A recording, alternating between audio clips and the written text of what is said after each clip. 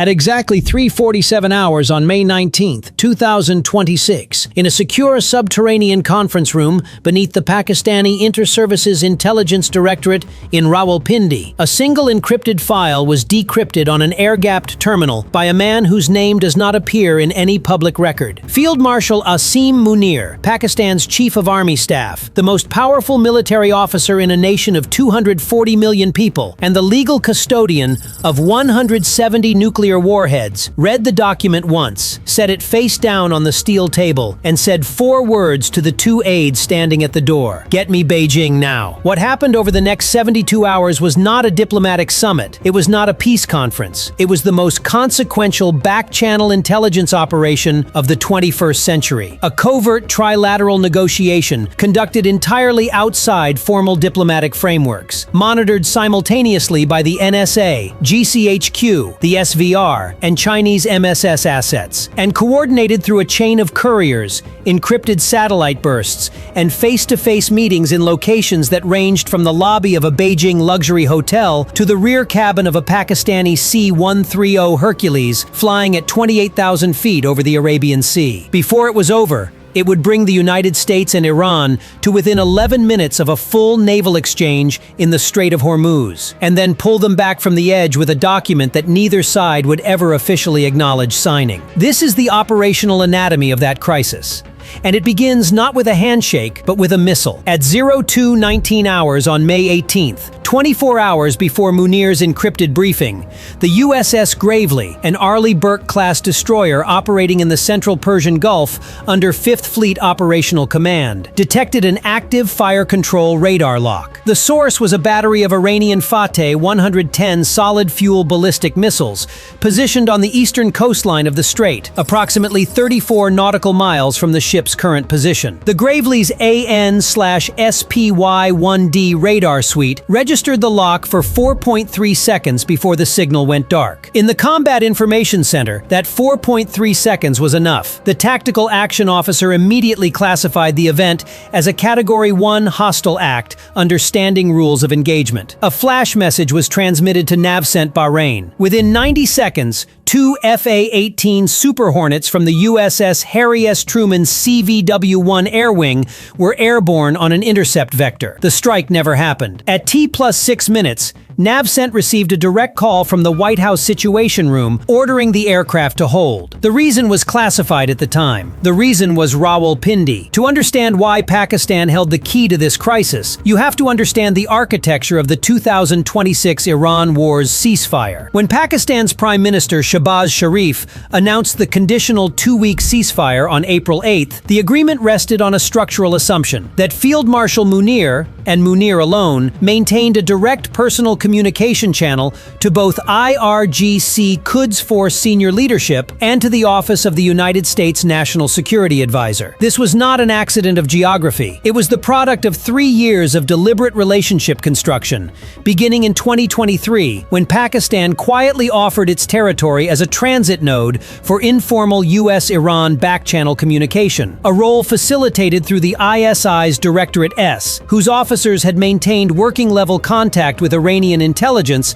since the 1990s through their shared interest in Sunni militant containment along the Afghanistan-Iran border. What Washington had given Pakistan in exchange for this access was never stated publicly. What Pakistani intelligence officials describe, speaking on deep background, is a commitment that in any escalation scenario involving Iran, the United States would contact Pakistan before initiating kinetic action. On May 18th, that commitment was tested. The F/A-18s were held, and Field Marshal Munir's phone rang. The call lasted 19 minutes. On the American side, the conversation was handled not by the Secretary of State or the National Security Advisor, but by a senior official from the Defense Intelligence Agency's Near East Directorate, a deliberate choice that signaled to Pakistan that this was a military-to-military communication, not a political one. The core American message was precise. The fire control radar lock on the Gravely Gravely constituted a hostile act under U.S. rules of engagement. The United States was legally authorized to respond with kinetic force. It was choosing not to, for a window of not more than 6 hours, contingent on Pakistan delivering a verifiable stand-down commitment from the IRGC Navy's Gulf Sector commander. 6 hours, 19 minutes consumed, 5 hours and 41 minutes remaining. At 3:04 hours Rawalpindi time, a Pakistani ISI officer identified in American intelligence reporting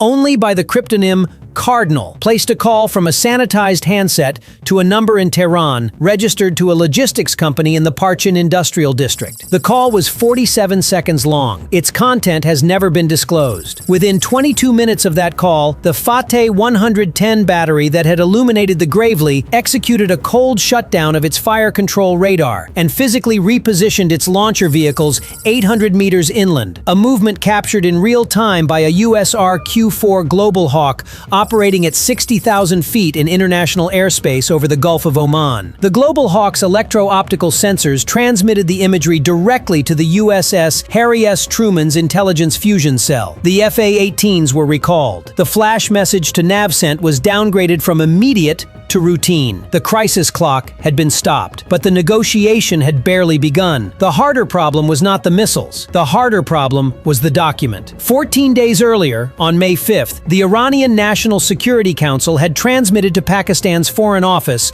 a revised version of their 10-point negotiating framework, a document that the Iranian Foreign Minister Abbas Araghchi had publicly referenced, but whose contents had not been shared with Washington. The revision was significant. It included for the first time language that conditionally acknowledged Iran's willingness to accept enrichment limits below weapons grade, contingent on the simultaneous and verifiable lifting of all remaining post-2018 sanctions, and a binding U.S. security guarantee against regime change operations. This was, in the assessment of every analyst who eventually read it, the most substantive Iranian concession since the 2015 JCPOA. It was also, if leaked prematurely, a document that would be politically destroyed within hours by hardline factions in both Tehran and Washington. Pakistan's role was to keep it alive long enough for it to reach the right hands without passing through the wrong ones. That mission fell to Field Marshal Munir personally. At 11:40 hours local time on May 20th, Munir's aircraft, a Pakistan Air Force Dassault Falcon 7X configured for VIP transport, landed at Beijing Capital International Airport on a flight plan filed as a routine bilateral defense consultation. There were no press advisories, no diplomatic notifications to third-party embassies. Chinese protocol officers met the aircraft at a remote apron, and the delegation, Munir, 2 ISI officers, and a civilian advisor from the Foreign Office, was transferred by motorcade directly to a PLA General Staff building in the Western District of Beijing, bypassing the usual Foreign Ministry venue entirely. This was not a diplomatic meeting. This was a military meeting, and the Chinese knew exactly what was on the table. China's interest in the Iranian negotiation was structural and non-negotiable. The Strait of Hormuz, currently under a dual naval blockade with the U.S. Fifth Fleet operating a cordon on the eastern approach and Iran's IRGC Navy denying passage from the western choke point, was costing Chinese state energy importers an estimated $2.3 billion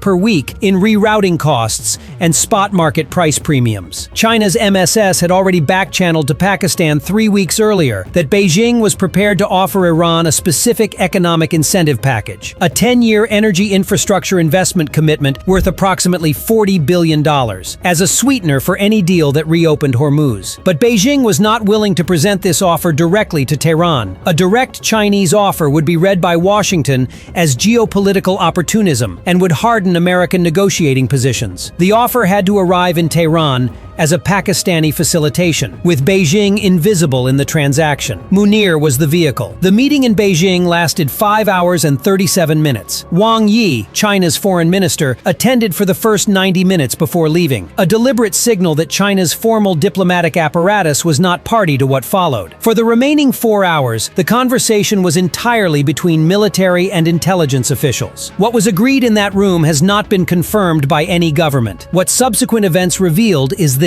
When Munir's aircraft departed Beijing at 23:18 hours local time, it carried a paper document, not a digital file, a physical paper document, sealed in a diplomatic pouch under Pakistani Foreign Office classification, containing a revised and consolidated negotiating framework that merged the Iranian 10-point proposal, a 6-point American counter-framework that had been conveyed to Pakistan by the DIA 2 days earlier, and a confidential Chinese economic addendum that did not appear in either the Iranian or American versions. The document existed in one copy. It was written in English. It had been produced on a typewriter. The next 18 hours were the most dangerous of the entire 2026 Iran war. Not because of what the document said, but because of who else was trying to find it. At 0:47 hours on May 21st, as Munir's aircraft crossed into Pakistani airspace over the Makran coast, the NSA's SIGINT collection platform, operating from Al Udeid Air Base in Qatar, registered an anomalous encrypted burst transmission from a source identified as IRGC Cyber Command's Unit 400, directed at a receiving node in Karachi. The content of the transmission was not immediately decrypted. Its metadata, however, was revealing. The transmission bore the header signatures associated with Iranian intelligence operations targeting Pakistani communications infrastructure, the same signatures that had been used in a 2024 operation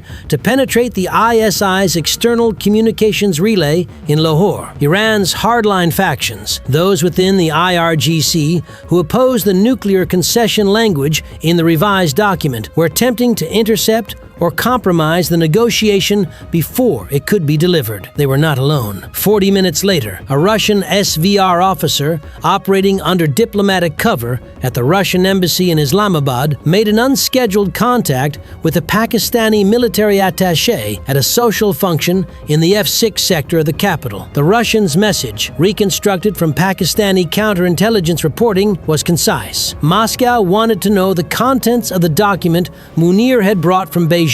Russia's strategic interest in prolonging the Hormuz crisis, which had pushed global oil prices to $148 per barrel and was generating enormous hard currency revenue for Rosneft, made its desire to derail any deal economically transparent. The ISI's counterintelligence directorate had been tracking both threats for 36 hours. 2 hours before Munir's aircraft landed at Nur Khan Air Base in Rawalpindi, a Pakistani Army signals unit conducted a scheduled maintenance operation on the external satellite relay at ISI headquarters, an operation that, as a side effect, rendered the relay temporarily unresponsive to Iranian Unit 400's targeting protocols. The Russian attaché was quietly placed under surveillance, and his communications to Moscow were allowed to continue, feeding, it would later emerge, a carefully constructed set of false impressions about the document's contents that Pakistan's counterintelligence analysts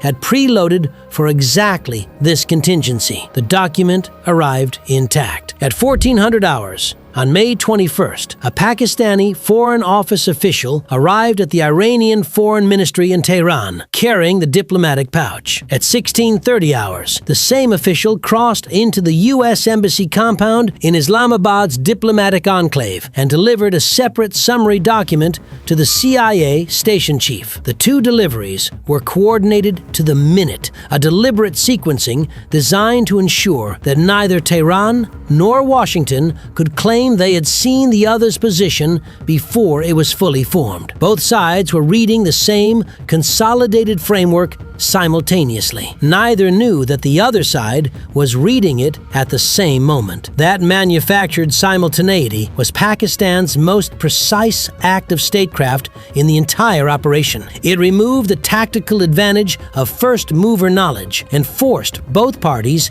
into a position where rejection required a deliberate act of will rather than a reflexive, competitive response. At 22:12 hours that night, Iranian President Masoud Pezeshkian made a statement to Iranian state media. He said that Iran was ready to assure the world it was not pursuing nuclear weapons. The statement was 3 sentences long. It had been specifically drafted to be deniable as a formal concession while being unambiguous to anyone who had read the consolidated document. Washington read it correctly. The dual blockade held in physical terms, but within 48 hours, both the U.S. Fifth Fleet and the IRGC Navy had independently reduced their active patrol tempo in the Strait by 40%, a de-escalation measure that appeared in no public statement and was acknowledged by no official from either country. What Pakistan had accomplished was not a peace agreement. It was something more structurally important: the creation of a shared information architecture between two parties who had refused to speak to each other directly, built on a foundation of Pakistani intelligence relationships that had been cultivated over decades and activated in 72 hours. Field Marshal Munir had not brokered a deal. He had manufactured the conditions under which a deal was no longer the irrational choice. The implications of what Pakistan demonstrated in May 2026 will redefine the geometry of 21st century conflict resolution. For the first time since the Cold War, a non-Western nuclear-armed middle power successfully positioned itself as the indispensable node in a crisis involving the world's two largest military establishments. Not through economic leverage, not through formal institutional authority, but through the accumulated trust capital of an intelligence service that understood both adversaries better than they understood themselves. The ISI's Directorate S, long characterized in Western analysis exclusively as a sponsor of proxy militant networks, revealed a second operational capacity that no public threat assessment had fully modeled: the capacity to function as a precision diplomatic instrument at the highest level of strategic risk. The Russian SVR left Islamabad with nothing. IRGC Unit 400's intercept operation found an empty relay. The consolidated document reached its recipients undamaged. And somewhere over the Arabian Sea, on the return flight from Beijing to Rawalpindi, Field Marshal Munir had reportedly slept for 3 hours, the only sleep he would get in a 90-hour operational window that prevented a naval exchange that, by every subsequent wargame analysis, would have escalated within 4 engagement cycles to a confrontation involving Iranian ballistic missiles and U.S. Tomahawk strikes on the Iranian mainland. The strait would have closed for a minimum of 60 days. The economic damage to Asia alone would have exceeded $800 billion. None of that happened. It did not happen because one man got on a plane to Beijing with a typewritten document in a sealed pouch, and because the intelligence infrastructure that supported his movement had been built quietly, deliberately, and completely outside the visibility of the institutions that would later claim credit for the outcome. That is how wars end in the 21st century. Not in signing ceremonies, not in press conferences, in air-gapped terminals, 47-second phone calls, and the controlled silence of people who understand that the most dangerous weapon in a nuclear age is not the warhead. It is the absence of a working channel between the men who control it. The Strait of Hormuz remains under a dual blockade as of this moment. The consolidated document has not been publicly released. Field Marshal Munir has given no interviews about May 19th through 21st. The DIA officer who made the 19-minute call to Rawalpindi has not been identified. And somewhere in a secure archive in Islamabad, there is a single physical copy of the most important document written on a typewriter in the 21st century. A document that exists in no digital format, cannot be hacked, cannot be intercepted, and cannot be leaked, because the only people who have read it are the people who needed to. The question you should be asking is not whether Pakistan's backchannel saved the Middle East. The evidence suggests it did. The question is what Pakistan asked for in return, and why neither Washington nor Beijing has answered that question publicly. In a world where nuclear states are now actively blockading each other's coastlines, and the formal institutions of international order have failed to prevent a single kinetic exchange in the 2026 Iran war, the real architecture of global stability is being maintained not by treaties or alliances, but by a handful of men in rooms that do not appear on any map. The next time a fire control radar illuminates a U.S. warship in the Persian Gulf, ask yourself, is there still a phone that rings in Rawalpindi? And if it does, will anyone pick up?